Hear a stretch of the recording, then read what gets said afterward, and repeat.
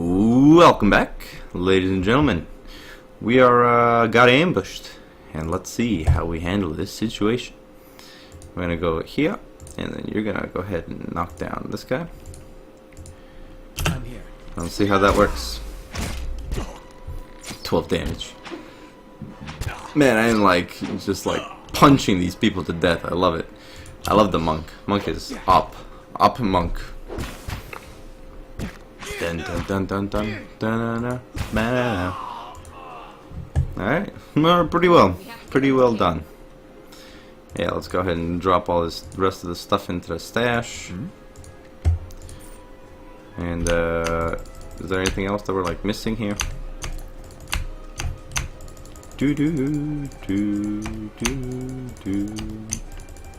Yeah, we'll get back to the camp, don't worry. Let's clear this area first. Couple more of these shrooms. Got some of this dry cap. Footprints on the campfire, indistinct. They may have been here for days or longer. Brr. Got some of that beer. And nothing up here. Cool. Custom formations. Nothing like that. Let's just go fast mode activated. Let's get back to camp. Oh shit. You go ahead and attack this hunter. You go ahead and knock down this big son of a bitch. Yes. And let's figure that out. Hey, you go and punch him. Disengaged, perfect. Because the monk is fucking dope. You can take him down again. Nice, well done. And now we're gonna use the monk to help punch this guy while he's down. Come on, there we go. Easy peasy. Good. Yeah, look at all this. Good stuff. Good stuff. Let's go here. More stuff added to the stash. And oh my god. My friends. My fellow caravan dwellers. I didn't mean to besiege thee. All around you lie the massacred remains of the travelers, peppered with arrows and knives' hilts, splayed and bug-eyed and filthy. Celia puts the back of her left hand to her mouth as if ward away some poisonous vapor. A handful of dark figures stand above the fallen, treading on limbs and backs and heads, jerking their axes from bodies as if from half-split logs. One of them, towering and severe, with a thick beard tasseled with knots, holds a wet blade at the neck of the man you recognize as Helodon, the last of your caravan left standing. Lay down your arms, trespasser. Do not forfeit this man's life for a fight you will lose. The rune has not been sullied by our hands, men of Ir-Galafan. I like that one. Why have you done this? Why, we have not trespassed, we merely wish to pass through. I do not know what they did, but I didn't have anything to do with it. Murderers, you will pay for each life. You will try to kill us all either way. Let's use the lore one. I want to see if it works. Your words carry no weight when I have seen the truth with my own eyes. Blood must be paid for this intrusion. So again, lay down your arms. Don't trust him. They mean to kill us all. Who we are innocent in this. Will you now listen? So might 14. Only a fool attacks a weak enemy while a stronger one yet lives. Intellect 13. You can kill him, but you might as well be killing yourself. Athletics 1. Rush the man before you can react. Judging by the string of animal teeth around your neck, I'm suggesting that you're worshippers of Galawin. If Galawin told you to stop protecting the ruins, would you? I like the lore. The man frowns and motions as if to swing his axe. Halden winces, but the blow never comes. Instead, the man cocks his head, intrigued. Of course, but he would not. It is by the command of all the gods that we accept the change. How do you know? Because it's constant with their beliefs, or because it is what you were told.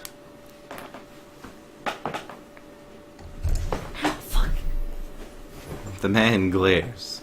It is always known to my feet. I see. And what of Galawan's edict? The weakness and age must be purged by youth and strength. You think Galawan would want some moldy, crumbling stones to survive long after the builders have turned to dust? The man's nostrils flares as he fumes. He would not. He told us otherwise. I'm sure he did, just not you personally. Why should that stop you from killing innocents? Distracted, the man's grip falters on his axe handle, and he nearly fumbles it. A fording hill down the moment he needs to dodge out of the swing, which comes too late. Howling with rage, the man charges you instead. Alright, now we got this guy on our side. That's neat. Alright, so how do we want to do this? You go here. You knock down the big guy. And we're gonna just like gang up on the leader.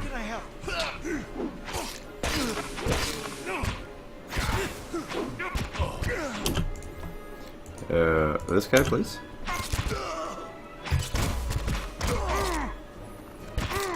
Nice. And we're just gonna clean this up.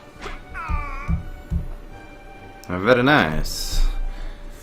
Your enemy lies spewing on the ground, unable to rise. His companions now silent among the other dead.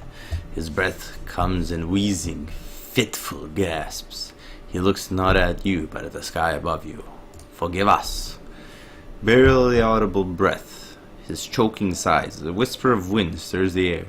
At this, the man's eyes roll back as he closes them. Good, good. The gods are just. A queer smile crosses his face. I am ready.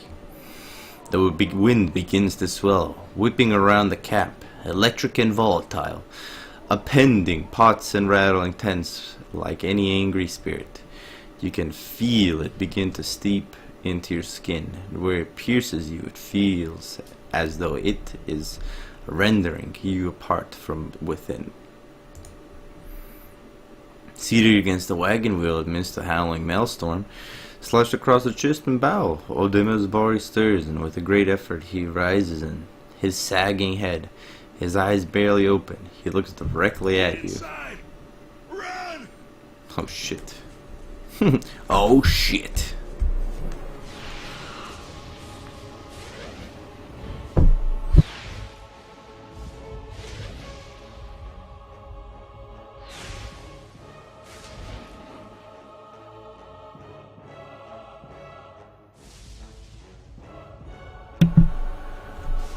Straining against the gale that threatens to pull you off your feet with every step, you set your hands in the worn folds to weathered rock and set about pulling yourself up the precipice. With the last burst of energy before your arms give out, you swing yourself up onto the ledge.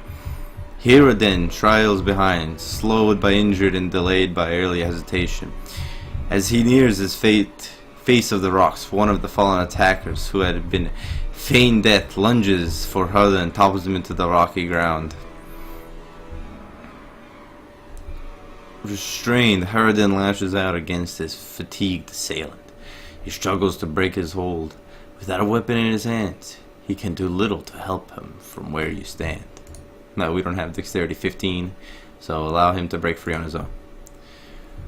Wrestling free the attacker's grip, Harridan lands a blow that sends the assailant reeling, and he makes a mad dash for the ledge upon which you stand. Suddenly, as he reaches for the rock face, his body jerks back and is rigid as though it were a bow and strung. His shrieks of pain grow panicked, abandoned of all strength, like some tethered to a stake at set aflame. A slender wisp of spectral light emerges from the back, rising out of him like smoke before separating itself and disappearing into the ether. All at once, the screams stop, and head within is dead.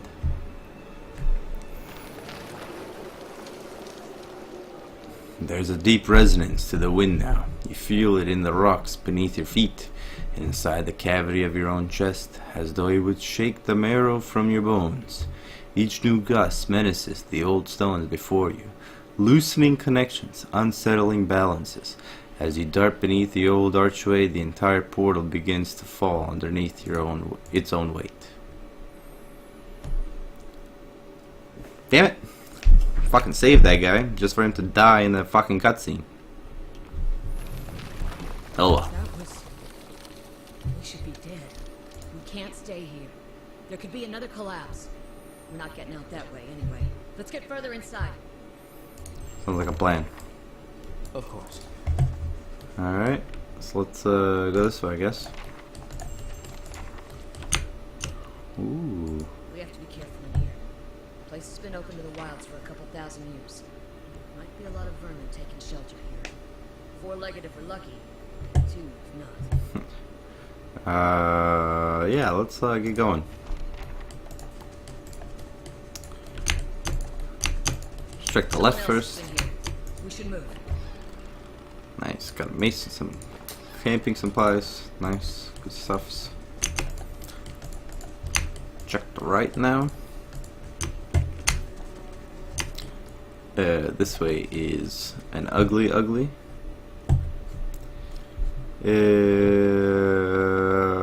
tear you to pieces, lizard.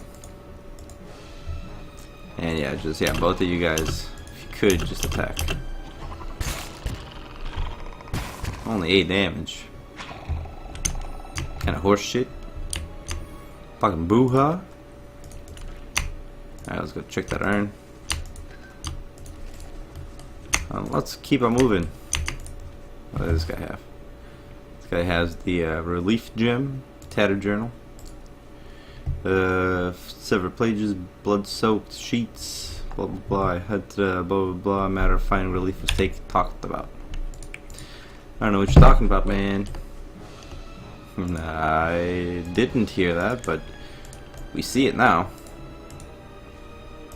I'll go like this. Wait. Did you hear that? Holy shit. Well, Yes? pretty weak. Got this fancy looks pants axe. Use hammer and chisel to weaken the wall. Continue chiseling the wall. You lost an item. Hammer and chisel. Awesome. I like shortcuts. Okay, so let's go here. You go ahead and knock down this one. Continue attacking, please. Do do do do do do do do do. Nothing really going on in here. Fresh air in here. I think we found an exit. Sounds like a storm pass too. Oh, you think so? Alright, let's take out these little spiderlings. Next is you. I think we can continue. There's the mama spider. What you need? Ooh, what are you doing? What are you doing, bud? What you need? Go ahead and attack. Yeah, there you go. Yeah, what is like knockdown not work on you or something? Yeah, it does. It should. And there it is. 1, 2. Got a spider nest. Hold on. Ugh. My eyes. That sneeze hurt. Alright, we got a spider leg. Let's go here, check for some more loot. Dead body. Some guy's helmet. Cool. Neat. More agate and jasper. Now, what is this over here? Bats as large as chickens are strung in the web. Nice. And this is just gonna lead me back down to that puzzle nonsense. And I don't feel like disarming nothing, so let's let us continue. Builds of Return has been made possible through the contribution of more than 77,000 backers. What is happening? 4 figures stand before an otherworldly apparatus, an ancient structure of chiseled adra and metallic veins, ominous and looming like a silent observer. Standing motionless in their midst is what appears to be a human body, colorless as stone or ash. The other figures gaze upon it as it in what might be contemplation. From your vantage point, you were well obscured from their view. The figure closest to the machine stands out among them. A thick gray beard frames a face otherwise hidden beneath a metallic mask. His faded robes are embroidered with a runic language unlike anything you've ever seen. He wears a strange black headdress with two protrusions that jute out like the wings of some malevolent creature. Oathbinder, bear witness, and see this man has kept his word true to his last breath, full to his blood's last drop. Guide his soul, queen that was, and regard it among your favored. Let his life by the key be his confession. Let his death by the key be his absolution. May he walk the world ever free of the crushing weight of the yoke. Your brother has done his part, and you have seen the power of his contribution. I will accept no further hesitation from the rest of you. In the sight of the queen that was, will you fulfill the oath? Will you take your place beside your brother in the endless esteem of her memory that is without flaw? Step forward, and be assured of the great worth of your life's course. Neat.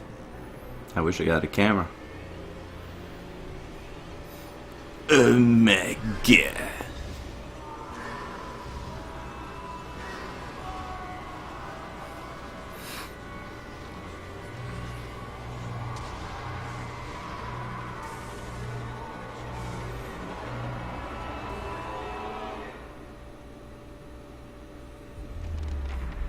For an instant, the apparatus goes quiet and the air is still. Then all at once, it erupts with a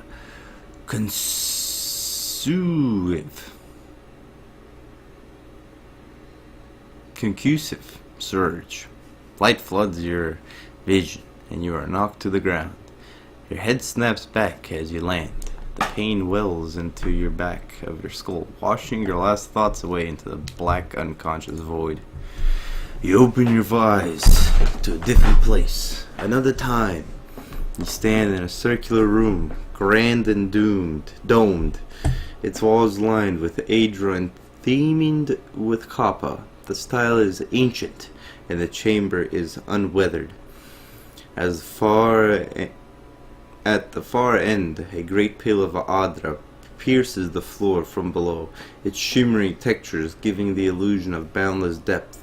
Encircling the pillar is an apparatus much like the one you have just seen, but immense and multifaceted and intertwined. Your thoughts are yours and not yours, and they seem to exist before you think them, and they are all questions, pressuring questions, troubling questions, questions that might be answered, or at the base of the pillar now, you see a man with a thick gray beard and ceremonial robe, crowned with a strange ornamental headdress. You know this man. You are walking towards him now, at a pace that is hurried while trying not to appear so. You have something you want to ask him, one question above all, and the question spins madly in your mind.